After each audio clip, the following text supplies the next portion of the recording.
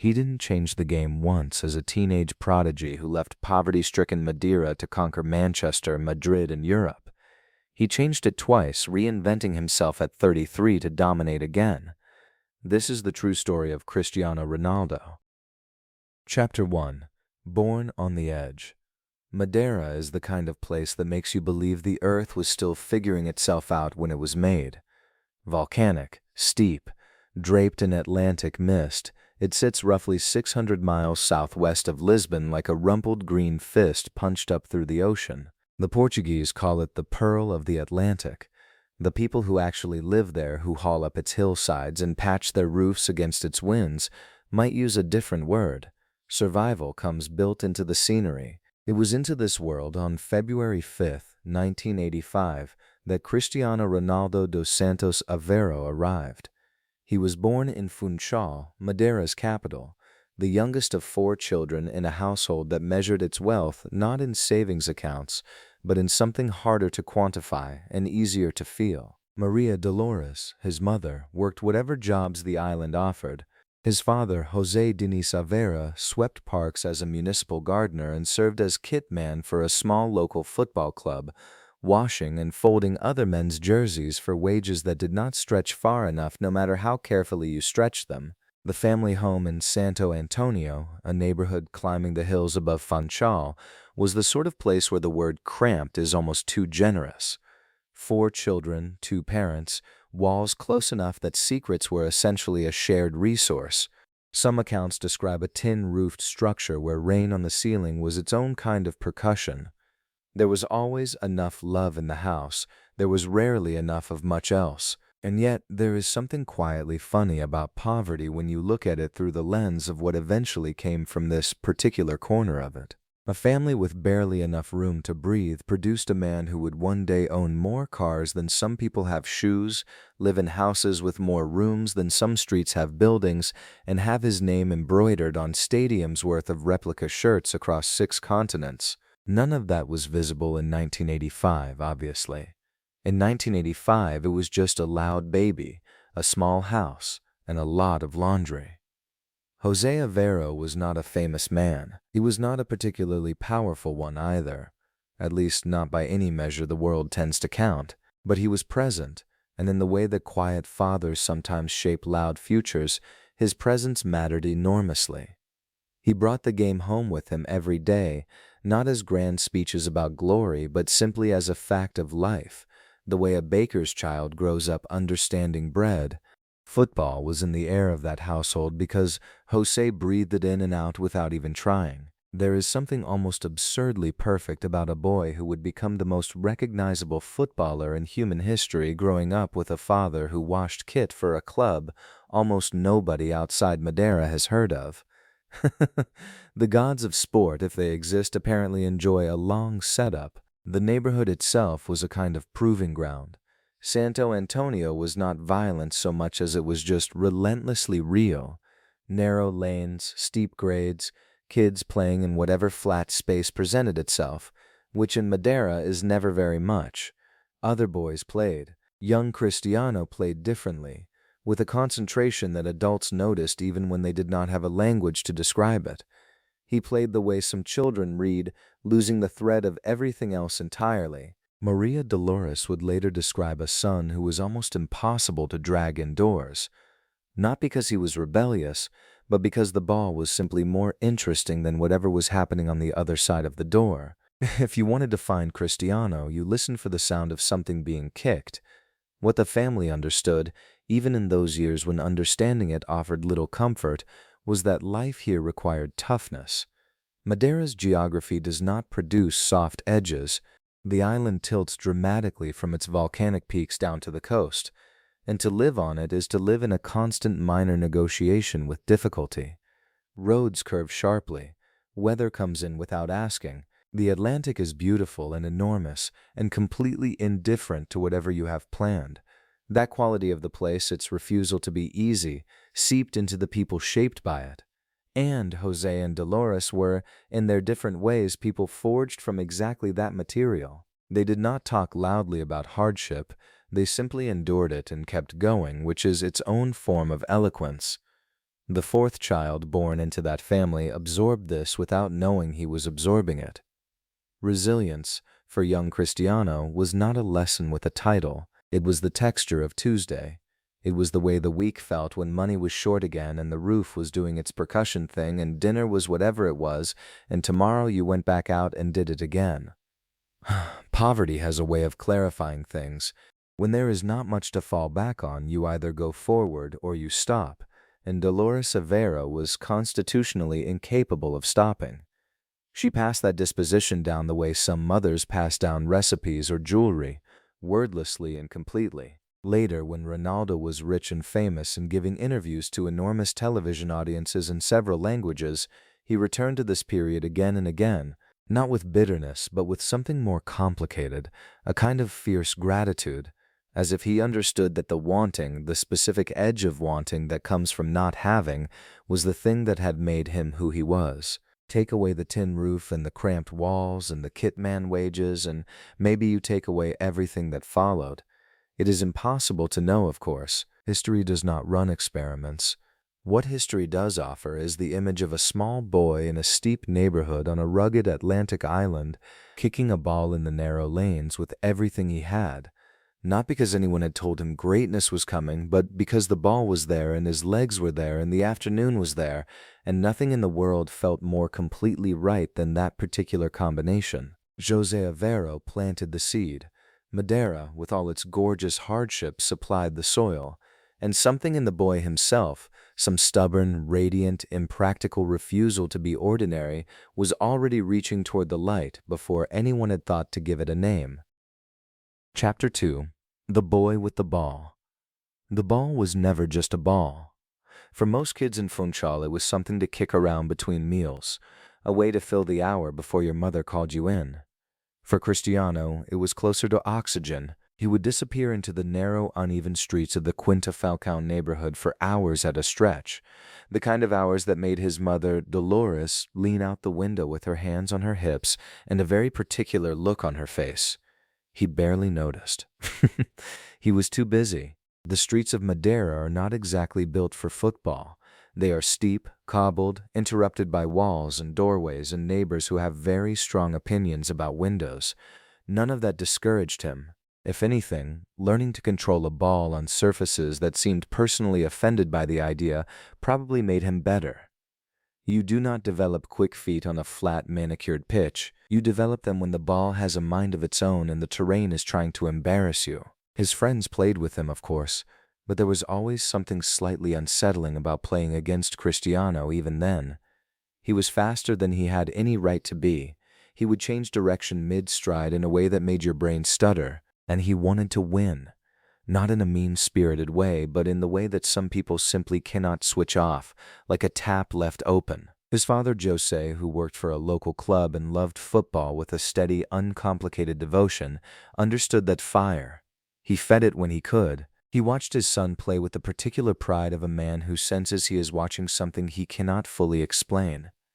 By the time Cristiano was 9, word had begun to travel in the quiet, particular way that word travels in small places. Scouts and coaches talk, parents talk. Someone always has a brother-in-law who knows somebody. The boy on the streets of Quinta Falcão was not a secret for long. He was 10 years old when Sporting CP came calling. Sporting Clube de Portugal, one of the biggest clubs on the mainland, an academy that had produced serious professional footballers. They wanted Cristiano to come to Lisbon, leave Madeira, leave his family, and join their youth setup. He was 10 years old, which is an age when most children are primarily concerned with what is for lunch. The choice was, by any honest measure, heartbreaking. Dolores cried. The family sat with it, turned it over, weighed the impossible arithmetic of a dream against the cost of losing your child to a ferry and several hundred kilometers of Atlantic Ocean. Jose, whose own relationship with football was deep and genuine, understood what the opportunity meant. That did not make it easier to watch his son pack. Cristiano himself has described the moment of leaving as one of the hardest of his life, and this is a person who has since faced no shortage of hard moments.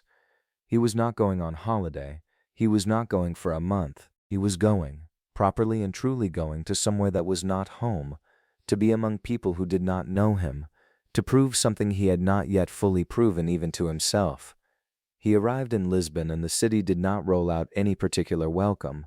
The other boys at the sporting academy had grown up in a different world. They were city kids, polished in their own way, fluent in the rhythms and social codes of mainland Portugal. Cristiano came with a thick Madeiran accent that, to certain ears in Lisbon, apparently landed somewhere between exotic and ridiculous. He was mocked for it, not brutally perhaps, but consistently enough that a 10-year-old living away from home for the first time would feel it in the chest at night, in the quiet after the lights went out in the dormitory, he cried. It would be dishonest to skip over that. Homesickness is not a minor inconvenience. It is a physical thing, a weight that sits behind the sternum. He missed his mother's voice. He missed the particular smell of his neighborhood. He missed things he probably could not even name yet, the specific texture of being somewhere you belong. But here's what he did with all of that. He trained. He trained with a ferocity that quietly unnerved the coaches who had seen a great many talented young footballers come through those doors. When other boys were tired, Cristiano was still working. When sessions ended, he lingered. He treated every drill, every sprint, every repetition as though something personal was at stake, because for him, something personal was always at stake. The accent that had made people laugh was not going to define him. The loneliness was not going to break him. Every uncomfortable feeling got converted, almost mechanically, into effort. His teammates noticed, first with mild irritation, the way you become mildly irritated by someone who makes you feel like you are not trying hard enough, and then with something closer to respect. The kid from the island was not going away. He was not going to quietly adjust himself to fit. He was going to outwork everyone in the room until the room adjusted to him. The friendships he did eventually build at sporting were forged in that same intensity. People who play alongside someone like that, who witness the obsession up close and survive it, tend to form bonds that last. Football at that level is not just about technique, it is about character. And Cristiano's character was already, at 10 years old, something you could feel in a room. What Lisbon gave him, perhaps without intending to, was the precise conditions under which his particular kind of greatness could grow. The discomfort, the mockery, the absence of the familiar, all of it pressed against him, and he pressed back harder. The boy who had dribbled through cobbled streets because no proper pitch was available now had proper pitches and proper coaching and a stage, and underneath all of it, powering everything like a generator running in a back room, was that original, simple, almost embarrassing love of the ball. He had left Madeira to chase a dream. What he found in Lisbon was something quieter and more durable than a dream, a reason. Chapter 3. The Heart Scare.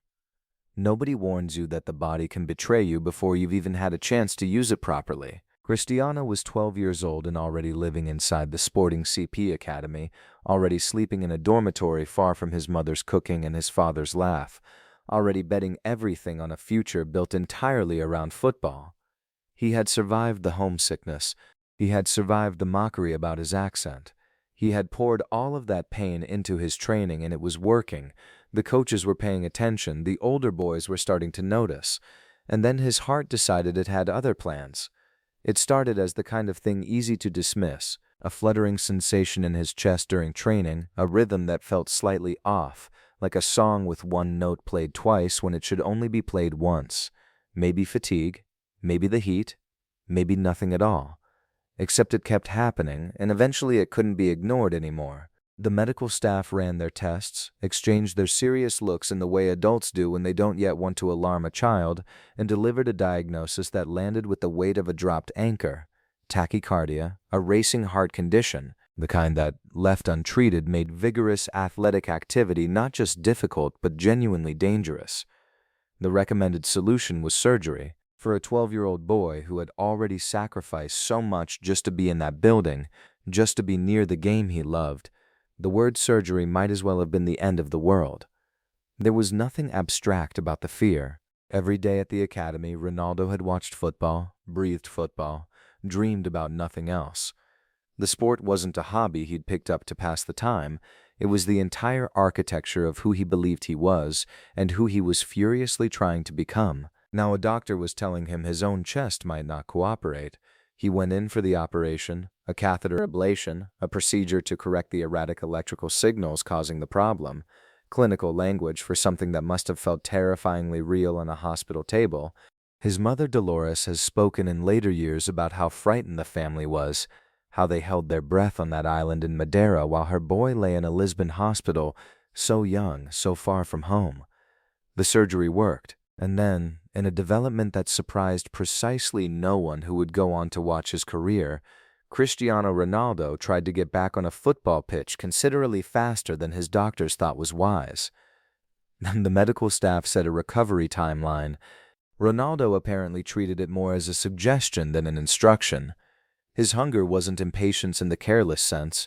It was something almost cellular, as if his body understood that the weeks away from training were weeks he could never claw back, minutes stolen from the formation of the player he needed to become. He returned to training ahead of schedule with the kind of focus that left coaches both impressed and slightly concerned for his well-being. Here is the part that gets lost in the clean narrative of triumph. There is something quietly remarkable about a child who responds to open-heart surgery by becoming more obsessed, not less. A lot of 12-year-olds might have folded. A lot of them would have been reasonable about it, listened to the doctors, perhaps let the fear plant a small seed of doubt about whether the sacrifice was really worth it, and no one could have blamed them. Ronaldo did not fold. Whatever fear existed, and it would be dishonest to pretend there wasn't any, he metabolized it into something else entirely. The brush with his own fragility seems to have done something to his internal engine, not broken it, recalibrated it. Suddenly, the gift wasn't guaranteed. The body wasn't invincible. The career that had seemed to stretch out ahead of him like an open road had revealed, briefly, that it could be closed at any moment by forces completely outside his control. If anything, that knowledge made him more desperate to use every day, every training session, every touch of the ball as if it might be the last one he was permitted to take. He never spoke about it much in the way that athletes sometimes lean on their hardship stories for sympathy or applause. It wasn't that kind of wound. It was a private wound, the sort that gets folded up small and carried somewhere deep, not as damage but as fuel. Years later, when interviewers would marvel at his physical conditioning, at the obsessive attention to his diet and sleep and recovery, they were often looking for the simple explanation: natural talent, wealth, access to the best trainers in the world. All of that was true, but underneath it was something harder to quantify. A boy who had once been told his heart might not let him play, and who decided that no version of himself would ever let that happen again. The academy corridors that had once felt lonely now felt like sacred ground. The other boys training around him didn't know about the surgery, or if they did, it was already becoming background information, a footnote. Ronaldo didn't wear it as a badge. He wore it differently, in the extra sprints after sessions ended, in the way he stayed late working on his weaker foot, in the particular intensity he brought to moments when other kids coasted. The coaches noticed.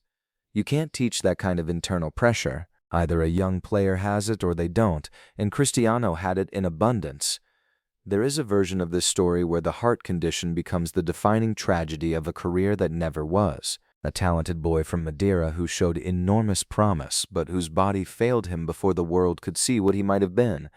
That version doesn't exist, obviously, but it almost did. And Ronaldo knew it. He would carry that knowledge with him onto every pitch he ever graced, from the sporting academy all the way through the years and trophies and records that would eventually follow. The quiet, unspoken awareness that the game owed him nothing, that even his own physiology had once tried to take it away from him, and that he had refused to let it. He had fought his own body to stay in the game. He had won. And that, more than anything else, was a victory he never stopped celebrating with every single day he was allowed to play. Chapter 4: Sporting's Prodigy. The coaches at Sporting CP's academy had a quiet problem, and it was wearing a number on its back and embarrassing teenagers twice its size. By the time Ronaldo had settled into the Lisbon training grounds, the technical staff realized almost immediately that placing him with boys his own age was a little like putting a greyhound in a sack race. He was too fast, too sharp, too hungry, so they moved him up, training with the under-16s, then the under-17s, watching to see if the older players would humble him. They didn't. They couldn't. He adapted to every level with a kind of cheerful menace, absorbing the pace and physicality of older competition and then asking, almost impatiently, for more. It was not purely natural gift doing the work. Anyone who watched him stay behind after the other boys had gone home understood that. He treated the training pitch the way some teenagers treat a bedroom. He lived there, crossing drills, finishing exercises, free kicks from angles that made no geometric sense. He wanted to be the best player who had ever passed through those gates, and he wanted it badly enough that you could feel it standing next to him. The academy staff began to speak about him in the careful way adults speak when they don't want to jinx something wonderful. By 2002, the decision became unavoidable. Ronaldo was 17, and keeping him in the youth system any longer felt like leaving a bonfire inside a shoebox. Sporting CP handed him his professional debut, and the boy who had shown up from Madeira with a thick accent and a suitcase full of ambition walked onto the pitch wearing the green and white of the first team. He wasn't nervous in any way that showed, or if he was, the ball cured it the moment it touched his feet. European scouts, the kind of men who watch football matches with the detached expression of tax inspectors, began showing up to sporting games and leaving with slightly wider eyes. He had dribbling that seemed to operate on a separate timer from everyone else on the pitch, hips shifting before the defender had registered the movement, acceleration coming out of turns that should have been impossible. Word traveled, as it always does when someone does something that cannot quite be explained. Agents made phone calls. Clubs sent representatives. The football world was slowly turning its head toward Lisbon.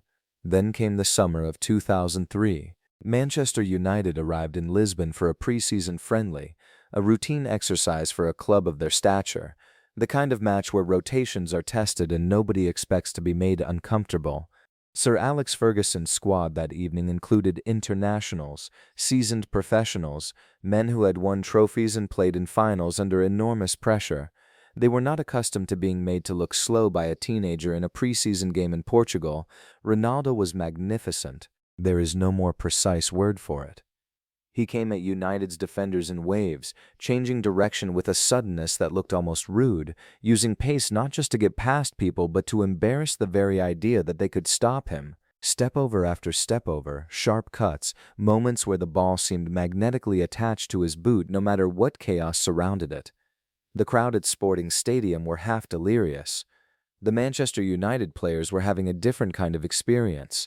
Legend has it, and this particular legend has the ring of something too good not to be true, that United's players were talking in the dressing room and during the match itself, turning to one another and more or less lobbying their own manager. Sign him, get him now. Whatever it costs, don't let this one get away. Veteran professionals, men who did not impress easily, were essentially begging Ferguson to write the check before someone else did. Ferguson needed little convincing. He had watched the first half with the patient expression of a man confirming something he already suspected. This was not raw potential waiting to be shaped. This was a player who already understood the game at a level that made coaching easy. What a manager could add was structure, discipline, and environment. The gifts, those were already there and already sharp. Negotiations moved quickly after that. By the end of that summer, Ronaldo had agreed to join Manchester United for £12 million, a significant fee for a teenager, and one that some in English football raised an eyebrow at. £12 million for a 17-year-old from Portugal? There were skeptics. There always are. The skeptics were, as would become a pattern throughout Ronaldo's career, entirely wrong. On the eve of his departure from Lisbon, the scale of what he was stepping into must have had some weight to it, even for someone as driven as Ronaldo. He was leaving the country again, crossing not just to another city but to another culture, another language and its rhythms if not its words, one of the most scrutinized football clubs on the planet. Manchester United did not offer a young player anonymity or patience from the outside world. They offered a stage, and the stage was enormous and unforgiving and lit from every angle. But stages were precisely what Ronaldo had been building towards since he first started staying behind at training when everyone else had gone home. He did not want shelter. He wanted the biggest possible arena in which to prove what he was. England and Manchester United were not a risk he was reluctantly taking. They were the answer to a question he had been asking about himself for years. He boarded a plane to England at 17 years old, carrying the number 7 shirt that Ferguson had promised him, the same shirt worn by Cantona, by Beckham, and whatever the interior feeling was, whatever quiet nerves or private excitement lived in his chest that day, he carried them the only way he knew how, forward, without looking back, and at full speed. Chapter 5. Red Devil Rising.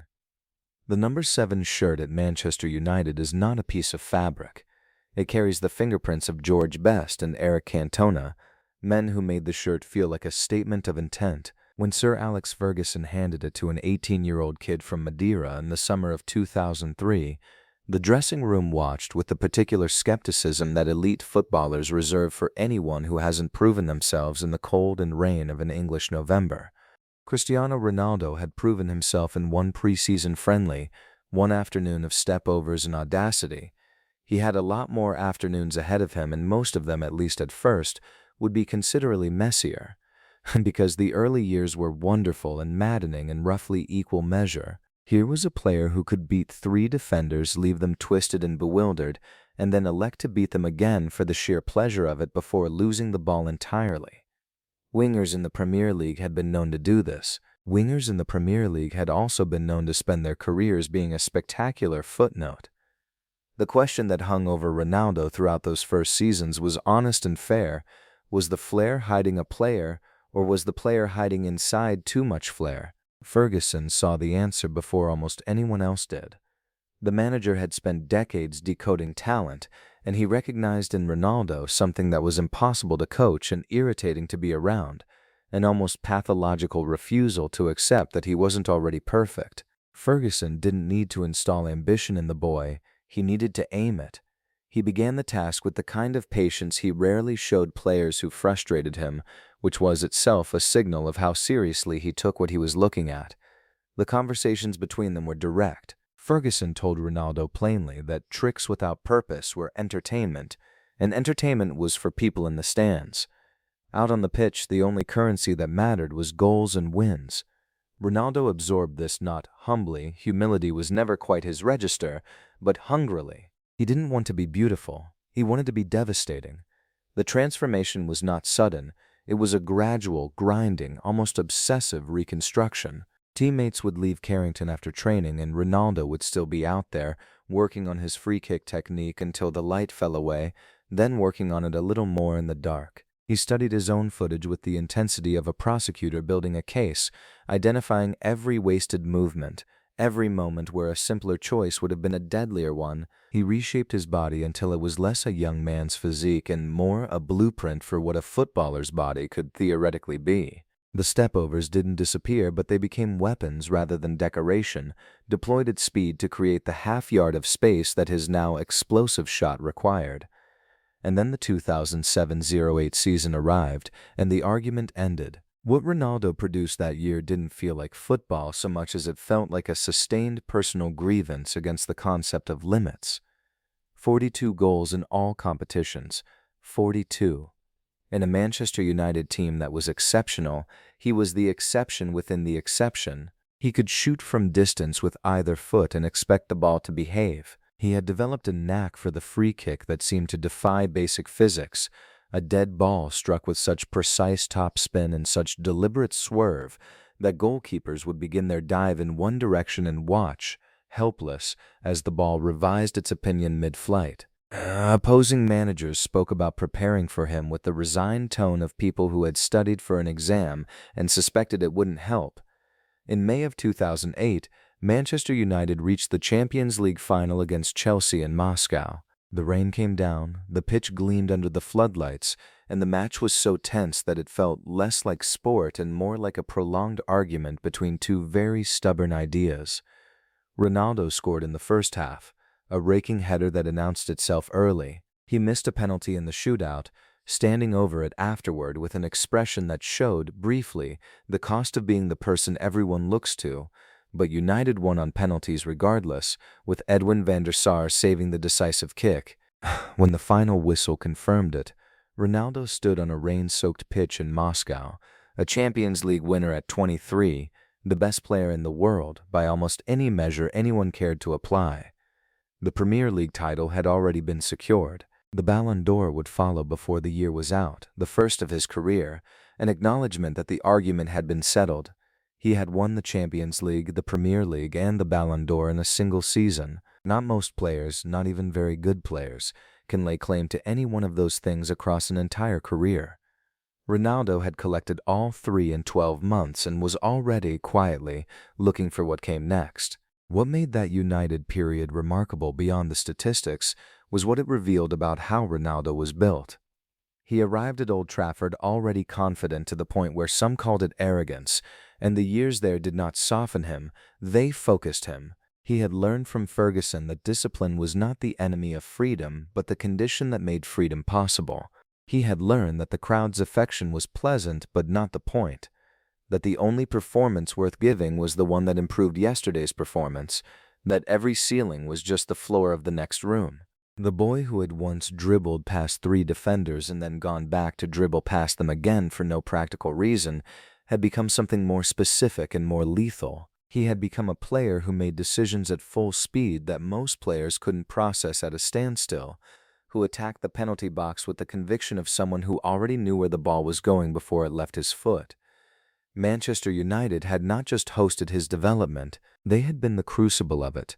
And when he emerged on the other side of those 6 seasons, what stood there was no longer a prodigy making a case for himself. It was a finalized argument, delivered in 42 goals and a Champions League trophy and a Golden Trophy, and the particular, inarguable silence of a sport that had run out of ways to say no.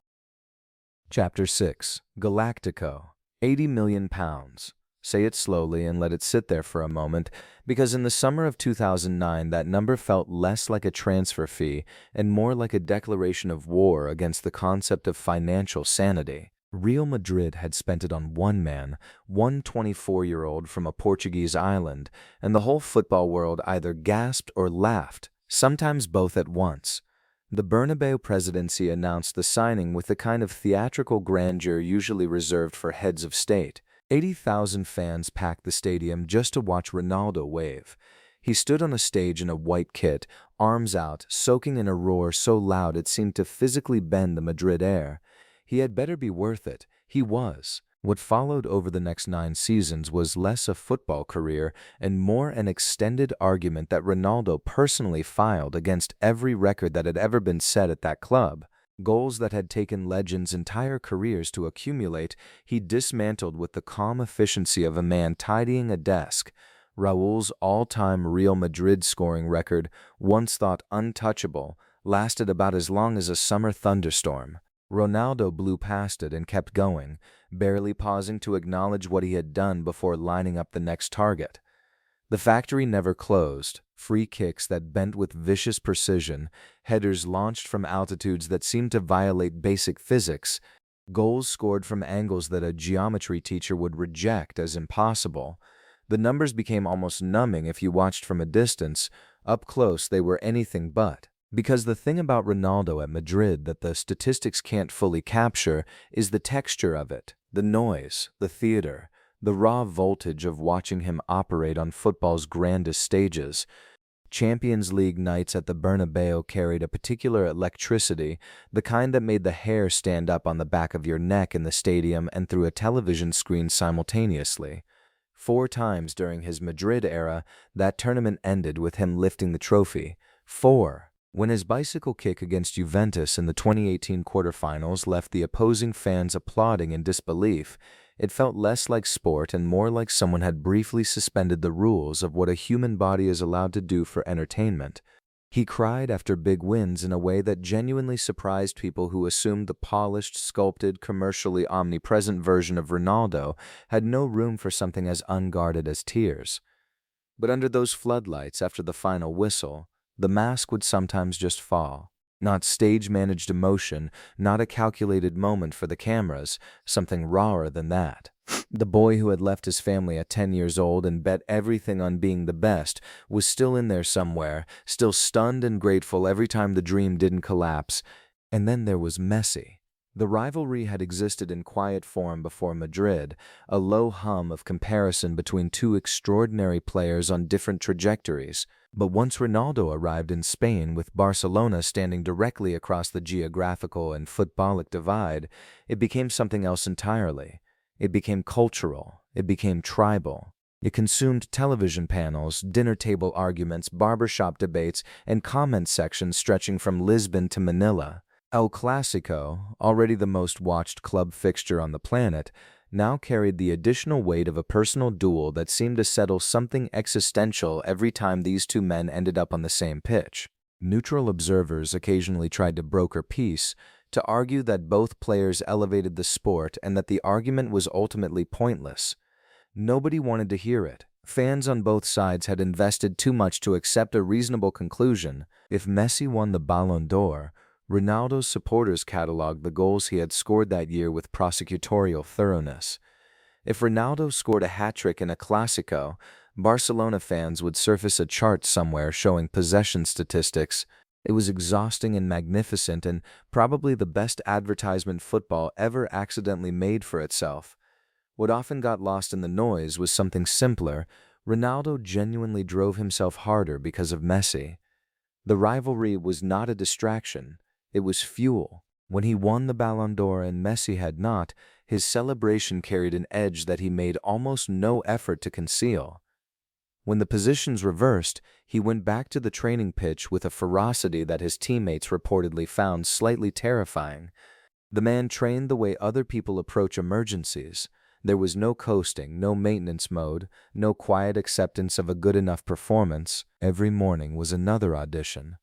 Madrid gave him the stage, and he gave Madrid everything back in return, plus interest, leagues, cups. The Champions League that the club had been waiting 12 years to win when he arrived.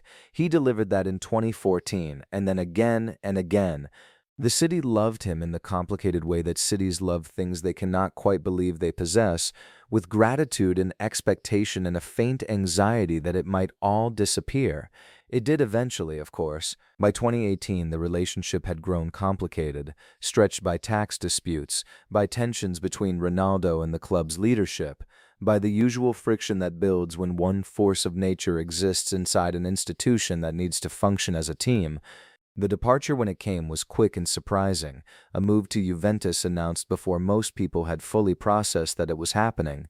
But the 9 years remained, complete and extraordinary and impossible to diminish.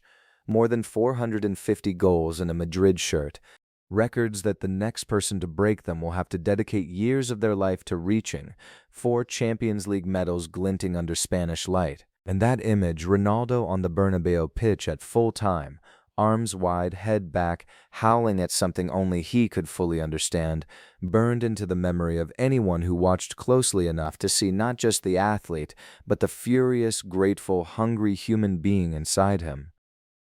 Chapter 7. Portugal's Painful Crown. Ask any Portugal supporter who lived through the decade before 2016, and they'll tell you the same thing with the same tired grimace. The tournament exits weren't just losses. They were art installations and suffering. Quarter-final here, semi-final there, a penalty shootout that seemed personally designed to hollow you out. And standing at the center of all of it, somehow both the nation's greatest hope and its most convenient scapegoat, was Cristiano Ronaldo. The criticism had a pattern to it. When Portugal went deep, credit scattered across the squad like confetti. When they went home early, the arrow pointed one direction. He hadn't done enough. He'd been too selfish. He'd carried the team when he should have trusted them, or trusted them when he should have taken over. The logic shifted to fit the verdict, and the verdict was always the same. For all his club brilliance, he hadn't delivered the thing that mattered most, a trophy for his country. It was the one door his talent hadn't yet kicked open. Euro 2016 arrived in France with Portugal once again installed as a team of enormous potential and recent heartache. They were not favorites. They stumbled through the group stage in almost comedic fashion, drawing all 3 matches and escaping on goal difference with the enthusiasm of a student who passed an exam with exactly the minimum grade. Portuguese fans weren't celebrating. They were mostly just relieved and slightly confused. But the knockout rounds have a way of reshuffling everything. Portugal found their rhythm through the bracket, edging past Croatia, surviving Poland on penalties in a shootout so tense it should probably have come with a medical disclaimer, and then dismantling Wales in a semi-final that finally showed what this squad could do when the fear left the room. Ronaldo scored twice in that match, grinning in a way that suggested he'd been waiting a long time to exhale. He was 48 hours away from a European Championship final. Then came the night of July 10th in Paris, and then came the 8th minute, a collision. A knee twisted at an angle knees do not enjoy. Ronaldo went down in the Stade de France, and the entire Portuguese nation held its breath as one enormous, panicked organism. He received treatment on the pitch and got back to his feet, because of course he did. He tried again. He lasted a few more minutes, hobbling with the grim determination of someone who has not yet accepted a piece of news they've just been given. Physio sprinted on twice more.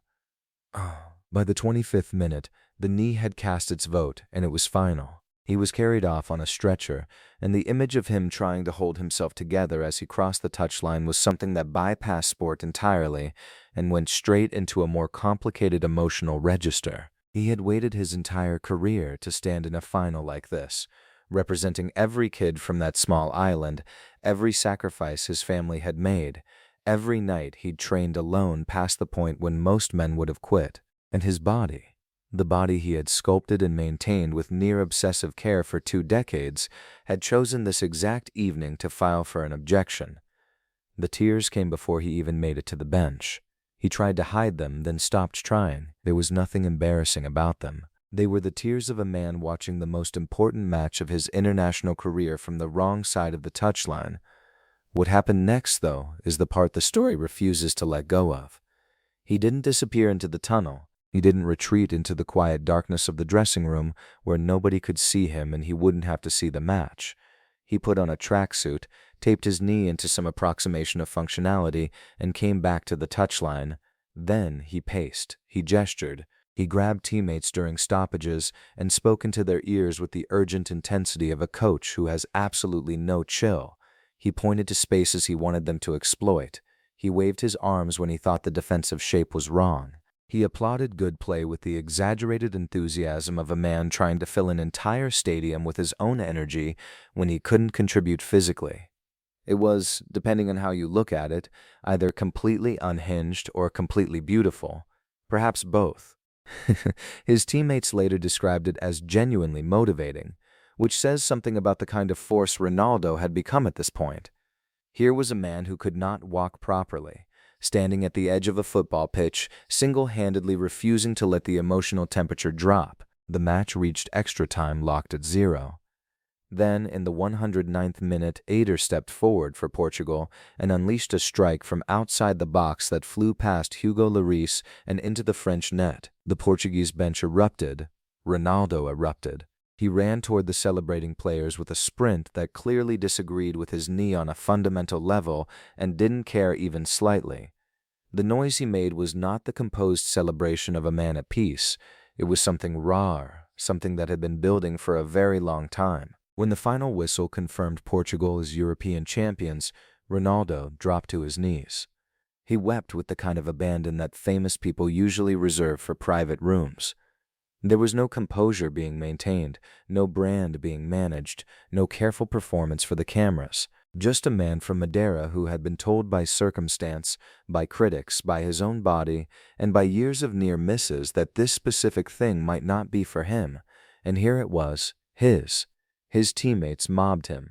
He held his face in his hands. He looked for a moment like the lonely 12-year-old who had arrived in Lisbon speaking differently from everyone else and had turned the loneliness into fuel. Whatever else anyone had said about Ronaldo, whatever debates his personality or his ambition had ignited over the years, that moment reduced it all to something simple. A person who wanted something enormously, sacrificed for it relentlessly, and finally held it. The fiercest doubters, the ones who had spent years building the case that the tournaments proved something insufficient about him, went quiet that night. Not permanently, because the internet has a long memory and an even longer appetite for argument. But in that moment, in the blue and red confetti chaos of the Stade de France, the argument paused. Portugal were European champions, And Cristiano Ronaldo, hobbling and weeping and more alive than anyone in that stadium, had been exactly what his country needed him to be. Chapter 8: Juventus and Reinvention. Turin in July smells like espresso, hot cobblestone, and old money. It is not the kind of city that gets easily impressed. And yet, when Cristiano Ronaldo stepped off the plane in the summer of 2018 wearing sunglasses and the quiet confidence of a man who had already won everything, even Turin leaned in a little. The football world did too, mostly with its jaw open. He was 33 years old.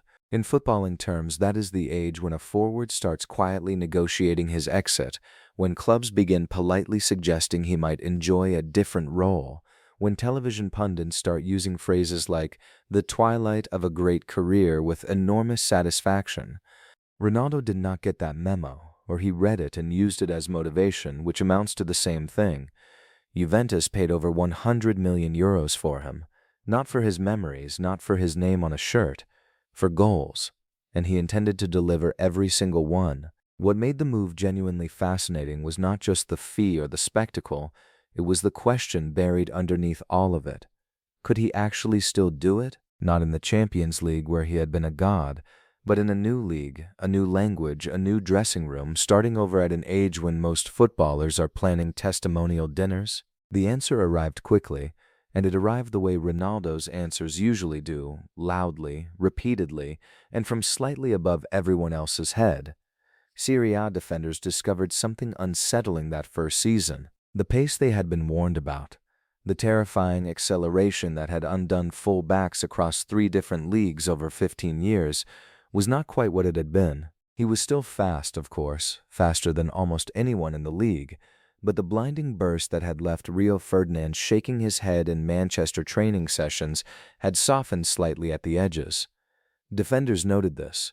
They adjusted. They thought they had found the crack. They had not found the crack. They had walked into a trap, because what Ronaldo had done, with the same obsessive intelligence he applied to everything, was relocate his threat. Where once he beat you with speed, he now beat you with positioning. He was in the right place before you realized there was a right place to be in. His movement in the penalty area became almost eerie, a constant, restless calculation of angles and trajectories that made him look less like a footballer and more like a chess piece that had figured out how to move itself. And then there was the heading. It had always been exceptional. Now it was otherworldly. There is a goal he scored against Sampdoria, a header struck from a position that should have been physically impossible, his body suspended in the air for what the cameras confirmed was nearly a full second before contact, that reduced an Italian television commentator to a kind of incredulous silence before the screaming began. Defenders stopped trusting what they thought they knew. You could mark the run, position yourself correctly, do everything right, and he would still find a way to be where the ball was going to be before you finished the thought. Juventus had signed a man. They got a phenomenon and a renovation project all at once. Because Ronaldo was not just scoring goals in Turin, he was rebuilding himself in real time right in front of everyone, without ever letting the performance dip long enough for anyone to notice the construction. The trophies arrived. 2 Serie A titles, domestic cups, and a personal goal haul that kept setting Italian records that had stood untouched for years. He became only the second player to win league titles in England, Spain, and Italy, a piece of geography that tells you less about trophies than it tells you about relentlessness. Most players plant their flag somewhere and stay. Ronaldo treated peak performance like a place he had to keep earning permission to visit. Off the pitch, life in Italy suited him in ways that did not always make the back pages. He settled his family into a quieter rhythm than Madrid had allowed. His children grew, he cooked. He reportedly became deeply fond of Italian coffee, which, given his near-pathological attention to nutrition and physical optimization, must have required some internal negotiation, a small human detail in an otherwise almost inhuman story. There were also the nights that did not go to plan.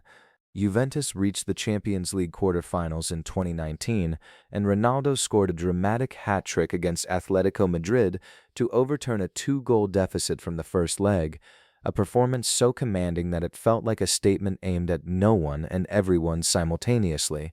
But the Champions League remained elusive in black and white stripes. Semi-final exits arrived with the particular cruelty that football reserves for stories it is not ready to finish. He felt it. You could see it in the post-match walks, shoulders carrying something slightly heavier than defeat. But this was always the deal Ronaldo had signed with his own ambition, decades before any actual contract. You do not get to love the summit without grieving the climbs that stop short of it. What Italy ultimately confirmed, across 3 seasons and hundreds of training sessions that began earlier and ended later than anyone required, was that his dominance had never been purely physical. The pace and the power had always been instruments in service of something deeper, a relentless, almost philosophical refusal to be ordinary. When the instruments changed, he simply learned to play different notes with the same ferocity. The boy who had once arrived in Lisbon alone and sharpened himself against loneliness, the teenager who had replaced his own heartbeat's irregularity with stubborn determination, the 23-year-old who had rebuilt his game under a manager who did not tolerate waste, had by 34 become something genuinely unprecedented in the sport. Not a player aging gracefully, not a legend coasting on reputation, an elite athlete who had looked at the biological reality of getting older and treated it as a tactical problem to be solved rather than a sentence to be served. Turin gave the world a rare and instructive thing, a chance to watch genius adapt in plain sight, and to understand that the man who had once dazzled with his feet had always been, underneath the tricks and the sprints and the trophies, a student of winning above all else. Chapter 9. Return, Controversy, and the Saudi Chapter. The roar that greeted Cristiano Ronaldo's return to Old Trafford in August 2021 was the kind that rattles the chest from the inside. Supporters who had wept when he left for Madrid back in 2009 were now openly weeping again, only this time from joy rather than grief. Banners, chants, a full stadium forgetting just for a moment that Manchester United had spent the better part of a decade navigating disappointment. He was back. Surely that fixed everything. It did not fix everything. The reunion had all the ingredients of a perfect story: the prodigal son, the iconic shirt, the club that made him. But football has a habit of eating perfect stories for breakfast. United were struggling at their foundations, cycling through managers, lacking the coherent identity that Ferguson had once stamped onto every corner of the place. Ronaldo arrived at 36 years old and immediately started scoring. Because of course he did. But goals from one man cannot paper over the structural cracks of an entire institution. Week after week the team stumbled, and the spotlight that followed Ronaldo everywhere began to cast awkward shadows rather than flattering light. The tension built slowly at first, then suddenly. Reports surfaced of friction between Ronaldo and new manager Erik ten Hag. Training ground whispers became back-page headlines. Ronaldo was unhappy. The club was unhappy with Ronaldo being unhappy about their unhappiness. It had the exhausting circular energy of a family argument where everyone is partially right and nobody will sit down. Then came the interview that detonated everything. In November 2022, Ronaldo sat across from journalist Piers Morgan and said, plainly and with considerable calm, that he felt betrayed by Manchester United, that he did not respect Erik ten Hag, and that certain figures at the club had been working against him. The football world went absolutely still for about 30 seconds and then erupted. Supporters were divided. Pundits were gleeful. Former teammates were uncomfortable. Ronaldo, as always, seemed less interested in managing the reaction than in simply saying what he believed to be true, which is either admirable or maddening depending on your perspective, and in this case it was very loudly both. The parting that followed was mutual, bitter, and swift. Manchester United and Cristiano Ronaldo terminated his contract by consent, which is the formal way of saying they both needed to stop before things got worse. He left without a club in December 2022 at 37, weeks before the World Cup in Qatar, which had its own complex texture of hope and heartbreak entirely separate from all of this. And then came Al Nassr. When the news broke that Ronaldo had signed for the Saudi Arabian club in January 2023, the response from European football's establishment ranged from skeptical to openly condescending. Commentators who had spent years debating whether he was better than Messi now agreed, with surprising unanimity that this was essentially retirement with a very large salary, a farewell tour dressed up as a transfer, the man going quietly into that good night just with better weather and an extraordinary paycheck. Ronaldo had heard versions of that narrative before. He tends not to enjoy them. What followed was not quiet in any sense of the word. He arrived in Riyadh to scenes that looked less like a football signing and more like a state visit, tens of thousands of supporters at his unveiling, cameras from every continent, a city that understood it had just imported not merely a player, but a global media event. And then, almost defiantly, he scored, and kept scoring, hat tricks, free kicks curling into top corners, goals with his left foot, his right foot, and that terrifying forehead of his. By any statistical measure relevant to a center forward, he remained extraordinary. The Saudi Pro League, which most of the watching world had previously treated as a geographical footnote, began attracting genuine attention, partly because other elite players followed Ronaldo's path, Benzema, Neymar, Mane, and partly because Ronaldo himself was so visibly, almost aggressively, refusing to behave like someone who had accepted a lesser stage. He gave interviews arguing his case with the focused intensity of a lawyer who also happened to be in the best shape of anyone in the room. He was not here to rest. He was here to compete. The debate this ignited was real, and it was not entirely comfortable. What does it mean to be the best, and where do you have to prove it? Is dominance in a developing league meaningful when the best defenders in the world are in Madrid and Manchester and Munich? Or is a goal still a goal, and is 600 minutes a week of elite preparation still elite preparation regardless of postcode? These are not questions with clean answers, and Ronaldo seemed to find satisfaction in the fact that people were still arguing them because of him, at 38, at 39, at an age when most footballers are doing television punditry and launching wine labels. There was something genuinely fascinating about watching the debate unfold, because it revealed how much of the Ronaldo conversation was always really about something deeper than football statistics. He has spent his entire career as a kind of Rorschach test for how people think about ambition, ego, sacrifice, and worth. In England, he was the showboating winger who needed taming. At Madrid, he was the machine that loved being a machine. At Juventus, he was the aging genius in denial. Now in Saudi Arabia, he was either the greatest of his generation refusing to stop, or a legend overstaying his welcome in a competition beneath his stature. He has heard all the versions and remains demonstrably unbothered. What is harder to dismiss is the human cost buried inside the public theater of all this. The acrimonious departure from United stung people who had genuinely loved his first chapter there. Sir Alex Ferguson, the man who shaped him in England, watched from a distance. Old friendships in football carry their own weight of disappointment when things end sourly, and some of that weight does not disappear beneath the noise of a new signing, a new country, a new chapter. But Ronaldo has always been better at turning the page than sitting in the ashes of the previous one.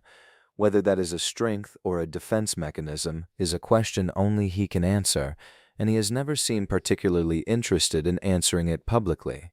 He moves forward, he trains, he scores. He makes the world watch and argue and react, which is the only territory he has ever truly wanted to occupy. At an age when the sport expected him to gracefully diminish, he chose instead to carry the argument to a new continent entirely, daring anyone to prove him wrong and making it frustratingly difficult for them to do so. Chapter 10. The Eternal Standard. Numbers have a way of becoming noise after a while. 600 goals, 700, 800. At some point, the human brain stops processing them as achievements and starts treating them like weather. Just another record, just another zero added to the tally. But somewhere around the time Cristiano Ronaldo was closing in on 900 career goals, an integer so large it sounds invented, people began to realize they were witnessing something that statistics alone were never going to be able to explain. Because numbers don't train at 6 in the morning when the rest of the squad hasn't arrived yet. Numbers don't stare at a gym mirror and find something to fix. People do. One specific, relentless, occasionally maddening person does. The body of work he leaves behind is almost unfair to list in a single breath.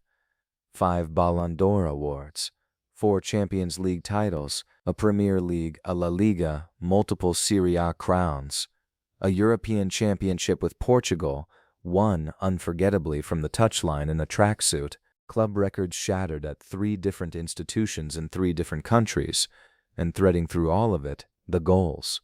Headers that seemed to defy the ceiling of human vertical leap, free kicks that bent at angles physicists would want to study, and tap-ins finished with the same grim efficiency as the spectacular ones, because a goal is a goal and wasting one through vanity is simply not permitted. He became, somewhere along the way, something larger than an athlete. Cristiano Ronaldo is a global brand with a social media following that dwarfs the populations of most countries, a man who can announce a partnership or a product and genuinely move markets.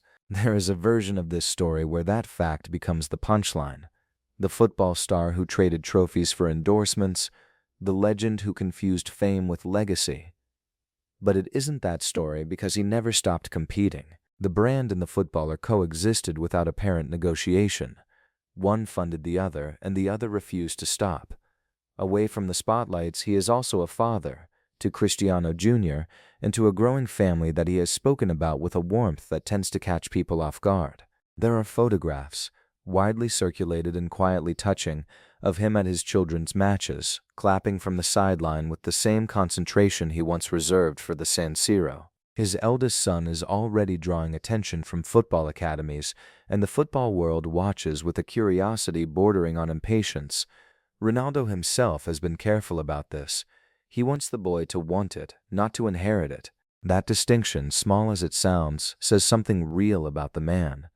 He has also given away money in ways he doesn't always publicize. Bone marrow donations, hospital funding, disaster relief in his native Madeira.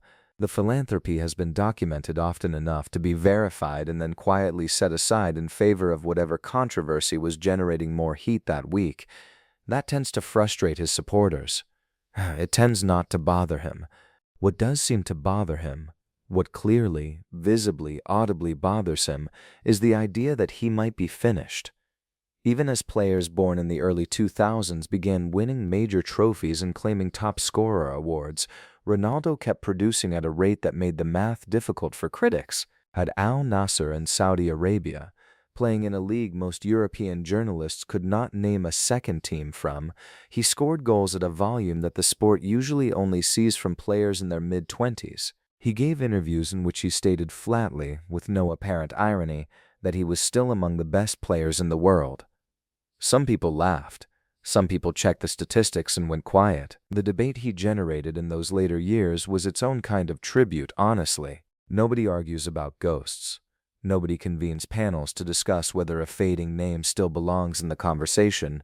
They argued about Ronaldo constantly, which meant he was still in the conversation, which was exactly where he intended to remain. The younger generation of forwards grew up watching him. Some of them will admit it openly. Others find it more useful not to, given that he would absolutely use the information against them in a match. He never stopped benchmarking himself against whoever was next, whoever was supposedly rising to replace him, and then going into a training session the following morning as if something had been personally threatened, because in some sense it always had been. That feeling, the one that drove him out of bed before dawn, into the gym, through the set pieces, past the discomfort, never softened into comfort the way it does for most people who reach the peak of a profession. Most human beings, upon accumulating 5 Ballon d'Ors and 900 goals, would allow themselves a morning to sleep in. He does not appear to have taken it. The boy who left Madeira at 10 years old with a suitcase and an accent that got him laughed at never entirely departed. He lives inside the global icon, persistent and unappeasable, still looking for something to prove and not entirely sure the list will ever run out. This is the part of Ronaldo that his admirers find inspiring and his critics find exhausting, and both reactions are probably correct. The obsession that built the career is the same obsession that makes him difficult to be finished with, even when the world decides it is ready to move on. That is ultimately what sets his story apart from a simple athletic biography.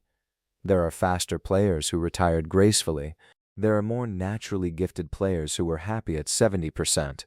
The sport has produced many brilliant people who played beautifully and then stopped. Ronaldo's contribution is different.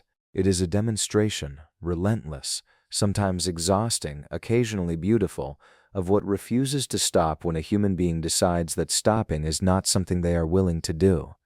The fire never dies because he never lets it. And as long as there is a pitch, a ball, and a scoreboard somewhere in the world that appears to be exactly how he intends to leave things, one giant is done, the next one is waiting. Subscribe and be here when the next life-changing story drops.